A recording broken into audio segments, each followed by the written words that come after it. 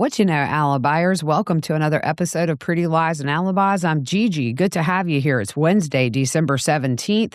I found a few new updates in the Rob Reiner and Michele Singer murders, and we're going to get to those. But first, just want to let you know, according to the LA Superior Court website, Nick has a hearing scheduled for 8:30 a.m. Pacific time today. That would be 11:30 a.m. Eastern. If there is a live stream, I will carry it on the YouTube channel.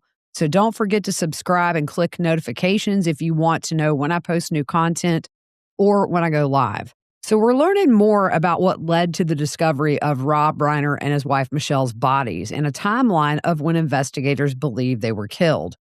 The Los Angeles District Attorney Nathan Hochman said they believe Rob and Michele were killed approximately in the early morning hours of December 14th, which was Sunday. Other outlets are saying about 12 hours before their bodies were discovered around 3:30 p.m. on Sunday. There's a video of Nick walking with a backpack past a gas station near his parents' home shortly after midnight on Sunday. So what led to the discovery of their bodies? A massage therapist arrived at the home for a scheduled appointment and was unable to get inside the gate. The masseuse called Rob and Michele's daughter, Rami, who lives across the street, for her help, and she and her roommate walked over. Rami was able to get the door open and found her father dead before fleeing the home. Her roommate called 911. Now, Rami did not see her mother's body, and paramedics broke the news to her that her mother was also deceased. Authorities believe Rob and Michele had been dead for hours due to the fact that their bodies were in a state of rigor mortis. Police interviewed Rami on scene, and this is when she told them that Nick was dangerous and he should be considered a suspect. After yesterday's court hearing didn't happen due to the fact he had not been cleared medically, his attorney, Alan Jackson, was seen going to the Reiner home. Now, in an interview with NPR that Rob and Nick gave while promoting their film Being Charlie, which is Nick's only listed credit, by the way, Nick and Rob were asked if they would work together again. Nick said, "I think for now, it's best for me at least to be sort of independent. But that's not to say I didn't have an amazing experience." Rob said he was the heart and soul of the film, and anytime I would get an opportunity to work with him, I would do it. But I do understand him wanting to forge his own way. I do know what that's about. I went through it. And he's brilliant and talented, and he's going to figure out his path. In another interview on a podcast with Paul Mercurio, Nick was asked why he started using drugs in the first place.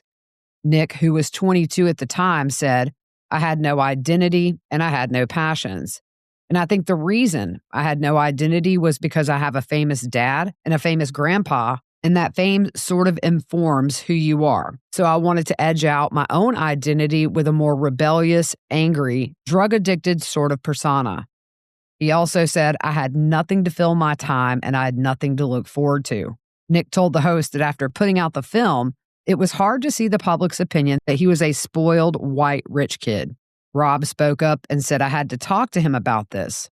Listen, I know what it's like to be the son of and to have people assume certain things about you, and it's very, very difficult." A family friend has spoken out and said Rob and Michele did everything for Nick. Every treatment program, therapy sessions, and put aside their lives to save Nick's repeatedly. They also said they had never known a family so dedicated to a child, and to have it end this way is awful.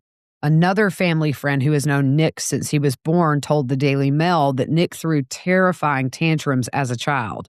The friend said a lot of their fights had to do with him just doing something self-destructive and fighting back when they tried to help him. It did get physical sometimes. I'm not talking about punches, but restraining him. I was over there, and it must have been in the early 2000s because he was just about 11, and he was throwing the biggest tantrum, and Rob just had him in a bear hug to restrain him. The tantrum was over nothing, but he had so much anger in his eyes. It was terrifying, really. And this happened a lot. He never outgrew it. He had tantrums in his 20s. He says, as an adult, Nick always stunk of weed and sweat. The friend said he was a mess. I was over one time, and this had to be 2 or 3 years ago. Nick came into the kitchen, clearly high on something, grabbed some stuff from the fridge. I said hello, and he just grunted. His mom said, "Aren't you going to be more polite?" And Nick just grunted again and walked out. They had no control over him when he was young or when he got older. He was always rude. And Rob and Michele were so protective of all their kids, but especially Nick. He was the one who gave them the most trouble.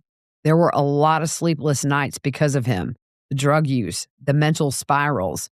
He was unwell a lot of the time, and they were doing whatever they could to hold it together for him, to anchor him. He just had so many problems. He was so troubled. The other siblings resented him because who got the most attention? Nick. Who took all their energy? Nick. And who did they baby the most? Nick.